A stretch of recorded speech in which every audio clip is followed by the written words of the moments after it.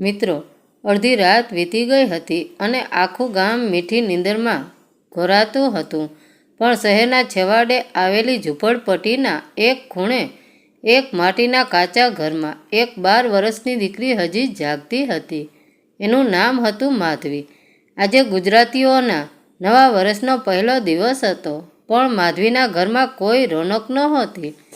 ઘરમાં ગરીબીએ એવો ઘેરો કરી લીધો હતો કે નવા વર્ષનો ઉમંગ પણ માંડ માંડ દેખાતો હતો. માધવીની આંખો બારણા તરફ મંડરાયેલી હતી. એના પિતા રમેશભાઈ હજી કામ પરથી પાછા નહોતા ફર્યા. રમેશભાઈ શહેરની એક મોટી મિલમાં મજૂરી કરતા. નવા વર્ષના દિવસે પણ એમણે રજા નહોતી લીધી. 2 ટકનું ખાવાનું અને ઘરનું ભાડું તો નવું વર્ષ જોઈને ન ઊભું રહે, એમ કહીને સવારના પહોરમાં જ એ નીકળી ગયા હતા. માધવીની મા જયાબેન ચૂલા પર ધીમા તાપે દાળ ગરમ કરતી હતી. દાળમાં ખાસ કંઈ નહોતું, પણ એ દાળની સુગંધમય માધવીને મમતાની મીઠાશ આવતી. મા, બાપુ હજી કેમ ન આવ્યા? માધવીએ ધીમા અવાજે પૂછ્યું, જેથી બાજુની ઝૂંપડીમાં સૂતેલો એનો નાનો ભાઈ જાગી ન જાય. જયાબેને વહાલથી માધવીના માથે હાથ ફેરવ્યો. આવશે બેટા, શહેરના રસ્તા નવા વર્ષે ભરાયેલા હોય ને એટલે મોડું થાય. તું ચિંતા ન કર. ચાલ મોઢું ધોઈ લે, પછી આપણે પહેલું પગથિયું કરીએ. પગથિયું? માધવીની આંખોમાં નવાઈ અને થોડી ખુશી છલકાઈ. એને ખબર હતી કે પગથિયું એટલે નવું વર્ષ સુકૂન સાથે શરૂ કરવું. હા દીકરા, આ રહ્યું આપણું નવું વર્ષ. જયાબેને ફાટેલા સાડલાના છેડામાંથી એક નાનકડી પોટલી કાઢી. પોટલીમાં હતા 3 નાનકડા સિક્કા, 1 રૂપિયો, 2 50 પૈસાના સિક્કા. આ આપણું નવું વર્ષ. આને વાપરીને આપણે મીઠું મોં કરીશું. માધવીની આંખોમાં પાણી આવી ગયું. આખા વર્ષની મહેનત પછી આ 3 સિક્કા પણ માના ચહેરા ઉપરની સંતોષની રેખા જોઈને એ સમજી ગઈ કે આ ધન કરતાંય મોટું ધન છે. માધવીએ હિંમત કરીને પૂછ્યું કે માં, બાપુ તો આજે નવા કપડાં લાવવાના હતા ને? હું ને ભાઈ નવું વર્ષ નવા કપડાં પહેરીને ઉજવશું એવું કીધું હતું. જયાબેનનું હૃદય એક પળ માટે બેસી ગયું. એણે ધીમેથી માધવીનો હાથ પકડ્યો. બેટા, આજે કારખાનામાં હિસાબ નહોતો થયો. બાપુ કહેતા હતા કે મંગળવારે પૈસા મળશે. કપડાં તો શું, તારા માટે તો સોનાની બંગડીઓ લાવીશ. આ તો જો નવા વર્ષના આશીર્વાદ. માધવીએ આશાભરી નજરે જોયું. એને ખબર હતી કે એની મા ખોટું નહોતી બોલતી. ગરીબીમાં જીવતા માણસોને એ આશાનું બળ જોઈએ. એણે મન મનાવ્યું, ભલે માં, આપણે આ 3 સિક્કાનું જ પગથિયું કરીશું. ત્યાં ઝૂંપડીમાં દરવાજે કોઈકના આવવાનો અવાજ આવ્યો. એના પિતા રમેશભાઈ થાકેલા પગલે ઘરમાં દાખલ થયા. એમનો ચહેરો નિરાશાથી ભરેલો હતો. જયાબેને સ્નેહથી સ્વાગત કર્યું. આવી ગયા સ્વામી? હા, પણ માફ કરજે જયા, આજે શેઠે હાથ ઊંચા કરી દીધા અને કીધું કે નવા વર્ષે હિસાબ ન થાય. રમેશભાઈએ ખિસ્સામાંથી એક કાગળ કાઢ્યો. બાળકો માટે મીઠાઈ લેવા પૂરતા પૈસા આપ્યા છે, બીજું કાંઈ નહીં. માધવીની આંખોમાં થોડી વાર પહેલાં જે ખુશીનો ચમકારો હતો એ ઓલવાઈ ગયો. નવા કપડાં નહીં, ઘર માટે રાશન નહીં, બસ થોડી મીઠાઈ. પણ એણે એના પિતા સામે જોયું. એમનો ચહેરો ગ્લાનિથી ભરેલો હતો. એ સમજી ગઈ કે એના બાપુનો વાંક નહોતો.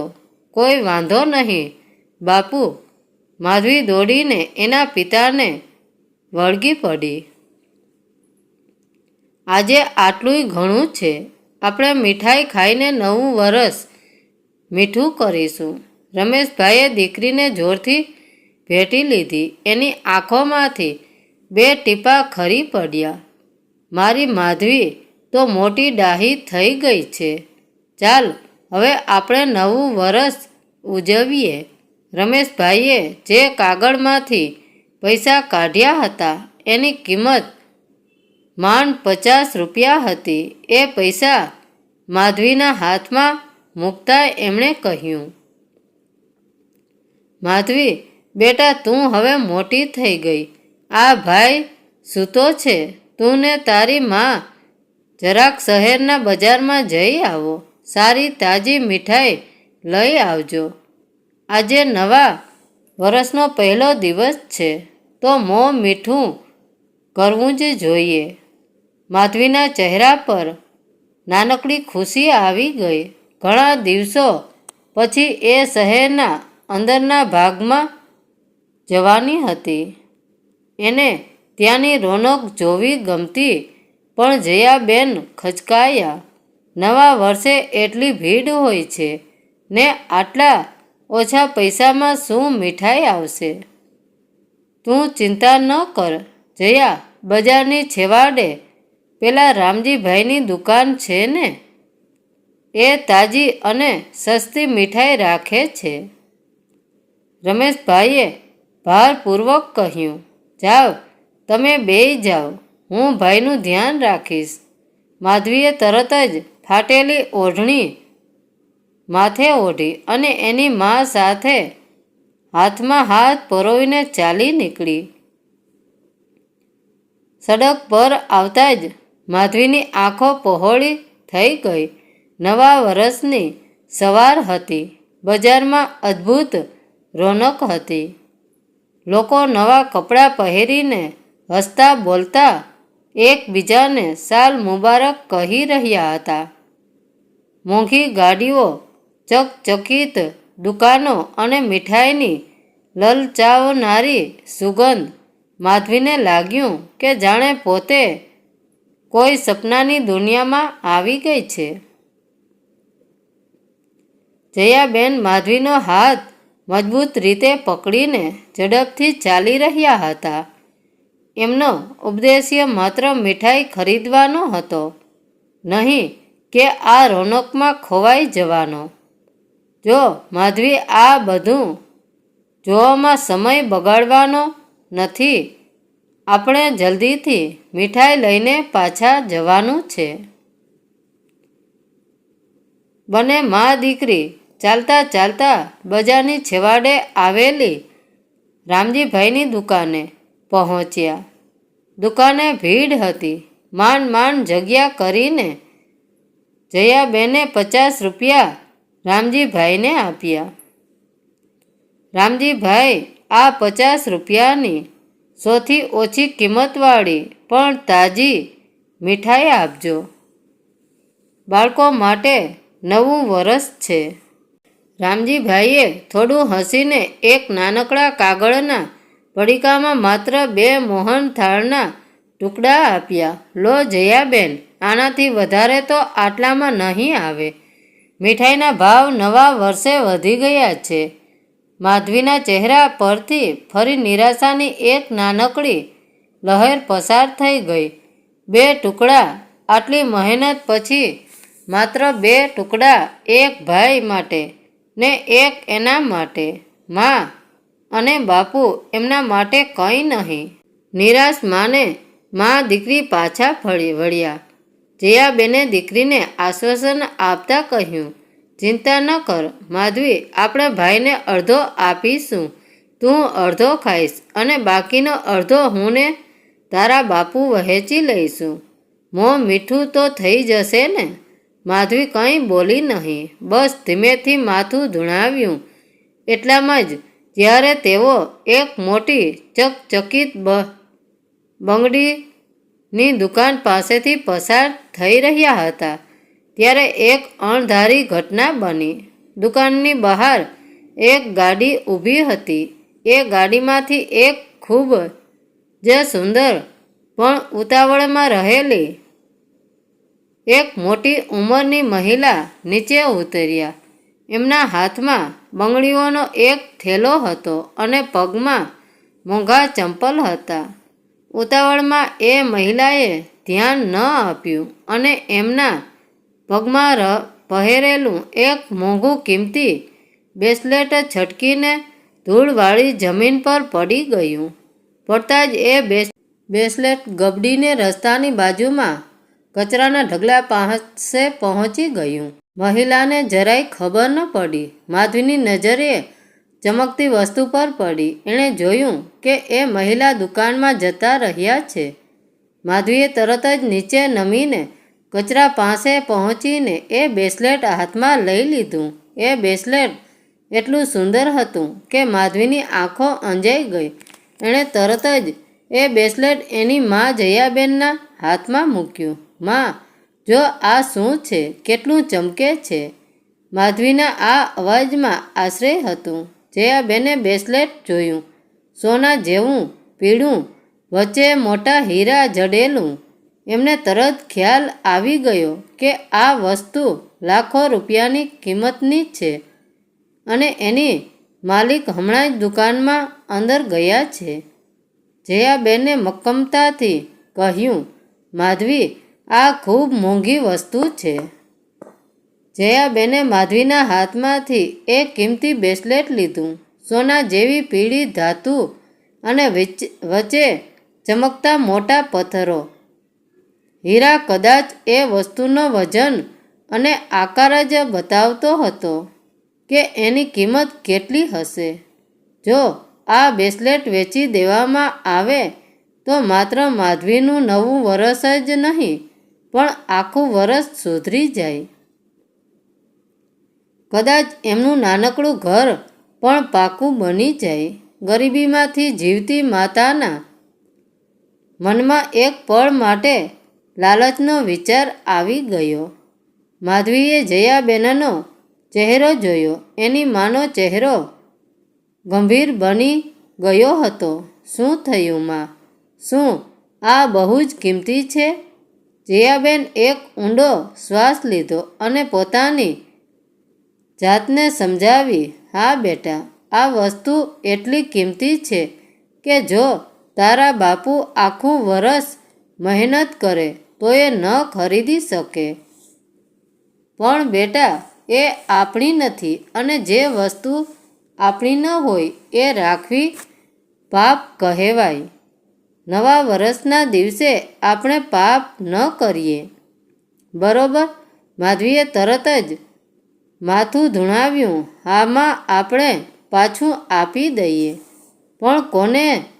જયાબેને ફરીથી પેલી બંગડીની દુકાન તરફ જોયું. જે મહિલાનું એ બ્રેસલેટ હતું એ હજી દુકાનની અંદર હતી. દુકાનનો કાચ એટલો ચોખ્ખો હતો કે અંદરની રોનક સ્પષ્ટ દેખાતી હતી. પેલી મહિલા દુકાનદાર સાથે કંઈક વાત કરી રહી હતી પણ એમના ચહેરા પર ચિંતાની કોઈ રેખા નહોતી. કદાચ એમને ખબર પણ નહોતી પડી કે એમનું કિંમતી ઘરેણું ખોવાઈ ગયું છે.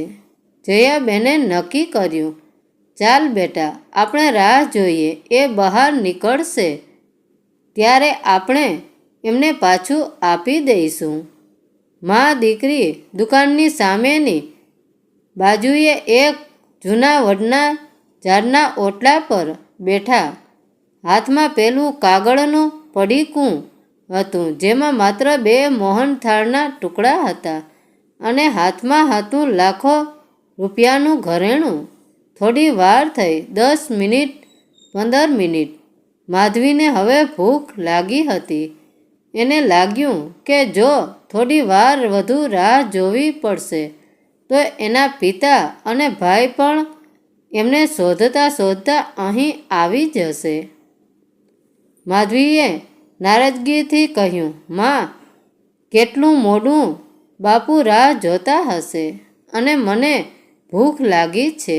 જયાબેને મીઠાઈના પડીકા તરફ જોયું. લે, તું મોહનથાળનો એક ટુકડો ખાઈ લે, હું અને તારા બાપુ અડધો અડધો ખાઈશું એમ નક્કી કરેલું ને પણ માં તમે કેમ નથી ખાતા? ના બેટા, મને અત્યારે ભૂખ નથી. આ વસ્તુ પાછી આપ્યા પછી જ મને શાંતિ થશે. ખબર નહીં પેલી બહેન કેટલી દુઃખી થશે. જયાબેનના અવાજમાં પ્રમાણિકતાની મજબૂરી હતી. માધવીએ મન પર કાબૂ રાખીને માત્ર અડધો ટુકડો મોહનથાળનો ખાધો. એણે બાકીનો અડધો ટુકડો પડીકીમાં મૂકી દીધો, જે ભાઈ માટે હતો. ત્યાં જ પેલી મહિલા દુકાનમાંથી બહાર નીકળી. એમનો ચહેરો હવે ગંભીર હતો. એ બહાર આવીને ચારે બાજુ કંઈક શોધવા લાગ્યા. એમના ચહેરા પર હવે ચિંતા સ્પષ્ટ દેખાતી હતી. એમને ખ્યાલ આવી ગયો હતો કે એમનું ઘરેણું ખોવાયું છે. જયાબેન તરત જ ઊભા થયા. એમનો ધ્યેય મક્કમ હતો. ગરીબીમાં પ્રમાણિકતાનો પાઠ ભણાવતી એ માતાએ માધવીનો હાથ પકડ્યો અને પેલી મહિલા પાસે ગયા.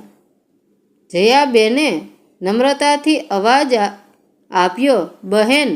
પેલી મહિલાએ ગુસ્સામાં અને થોડી ચિંતામાં એમની સામે જોયું.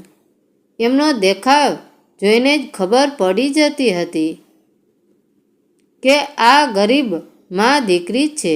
એમણે મોઢું બગાડીને કહ્યું, શું છે? ભીખ માગવી હોય તો આગળ જા. આજે નવા વર્ષે દાન આપવાનો સમય નથી.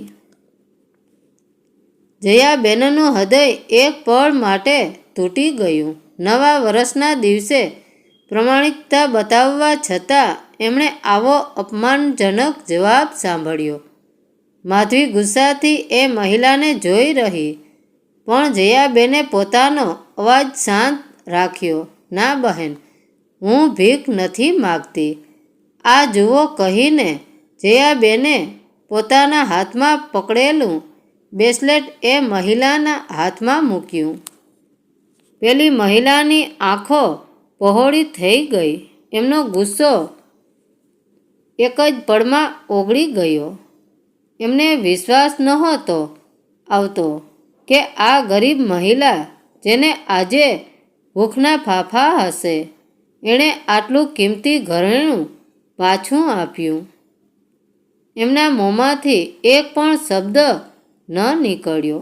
એ માત્ર આશ્ચર્ય અને શરમની લાગણી સાથે જયાબેન અને માધવી સામે જોઈ રહ્યા. પેલી ધનવાન મહિલા, જેમનું નામ હતું દમયંતીબેન, એના હાથમાં જ્યારે એમનું કિંમતી બ્રેસલેટ આવ્યું ત્યારે એમના જીવમાં જીવ આવ્યો. એ બ્રેસલેટ એમની માતાની છેલ્લી નિશાની હતી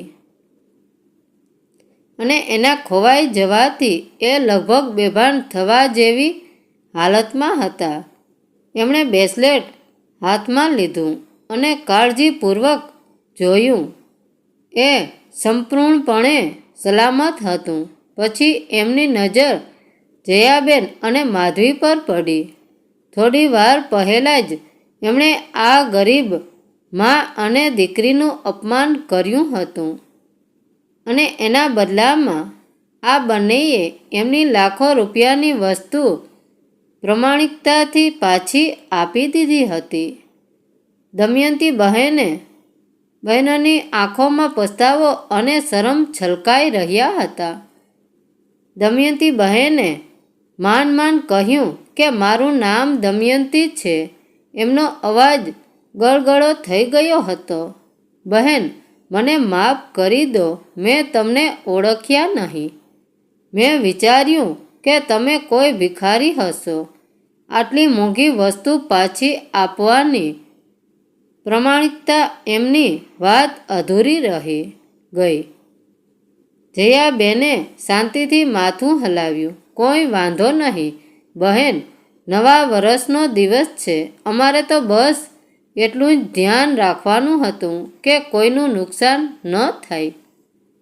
દમયંતી બહેને પોતાની જાતને સંભાળી. એમણે જોયું કે માધવી એક નાનકડા કાગળના પડીકા તરફ ભૂખી નજરે જોઈ રહી હતી. એ પડીકીમાં માત્ર એકાદ ટુકડો મોહનથાળનો હશે. એટલે દમયંતી બહેન સમજી ગયા, તમે આટલું મોટું કામ કર્યું છે. બહેન, હું તમને ધન્યવાદ કહીને નહીં છોડું. આ જુઓ. દમયંતી બહેને પોતાનો પર્સ ખોલ્યો. એમણે 500ની એક નોટ કાઢીને જયાબહેનના હાથમાં મૂકવાનો પ્રયત્ન કર્યો. ના બહેન, જયાબહેને હાથ પાછો ખેંચી લીધો. અમે કાંઈ ઇનામ માટે આ નથી કર્યું. આ અમારો ધર્મ છે. માધવીએ જયાબહેનના પગ પકડી લીધા. એમના મનમાં હતું કે જો પૈસા ન લેવા હોય તો મીઠાઈ તો લેવાય, પણ એ ચૂપ રહી. દમયંતી બહેન સમજી ગયા કે આ ગરીબ માતા પૈસા નહીં લે. એમણે એક ક્ષણ વિચાર્યું, સારું, તો પછી તમે ના નહીં કહી શકો. હું આ દુકાનની માલિક છું. તમે એક કામ કરો. દમયંતી બહેને દુકાનના કર્મચારીને બૂમ પાડી અને કહ્યું, આ જયાબેન અને એમની દીકરી માધવી મારા માટે દેવી સમાન છે. નવા વર્ષે એમણે મને એક મોટી મુશ્કેલીમાંથી બચાવી છે. આજે આ બંને જે કાંઈ વસ્તુ પસંદ કરે એનો હિસાબ મારા ખાતે લખો અને એમની દીકરી માટે અહીં જે સૌથી સુંદર પોશાક હોય એ ભેટ આપો. જયાબેન અને માધવી બંને આશ્ચર્યમાં એકબીજા સામે જોઈ રહ્યા. દુકાનના માણસે તરત જ માધવી માટે એક સુંદર લાલ રંગની નવી ચણિયાચોળી કાઢી. માધવીની આંખોમાં ચમક આવી ગઈ. એણે તરત જ એ નવા કપડાં છાતી સરસા ચાપી દીધા. એને લાગ્યું કે જાણે સ્વર્ગ હાથમાં આવી ગયું. પછી દમયંતી બહેને જાતે જ જયાબેનના હાથમાં 50 રૂપિયાના બદલામાં મોટી મીઠાઈનું બોક્સ મૂક્યું અને કહ્યું કે આ એમની તરફથી નવા વર્ષની ભેટ છે, જે ના નહીં કહી શકાય. જયાબહેનનું હૃદય ભરાઈ આવ્યું. એમની પ્રમાણિકતાનો બદલો લાખો રૂપિયામાં નહોતો, પણ એક બાળકની ખુશીમાં હતો. જ્યારે માધવી નવા કપડાં પહેરીને હાથમાં મીઠાઈનું બોક્સ લઈને એની મા સાથે ઝૂંપડીએ પાછી ફરી, ત્યારે રમેશભાઈએ એને જોતાં જ ખુશીથી ગળે લગાવી દીધી. માધવીએ ભાઈને નવા કપડાં બતાવ્યા અને મોહનથાળનું બોક્સ ખોલ્યું. એ દિવસ માધવીના જીવનમાં સાચા અર્થમાં નવું વર્ષ બની ગયું. ગરીબીની ઝૂંપડીમાં આ નવા વર્ષની રાત્રે માધવીની આંખોમાં આશાનું અંજવાળું હતું. એ અંજવાળું એ મોંઘા બ્રેસલેટના હીરાનું નહીં, પણ માધવીની અને એની માતાની પ્રમાણિકતાનું હતું, જેણે એમના જીવનમાં નવા વર્ષની પહેલી દીવડી પ્રગટાવી હતી. મિત્રો, વાર્તા સારી લાગી હોય તો લાઈક અને શેર જરૂર કરજો. ધન્યવાદ.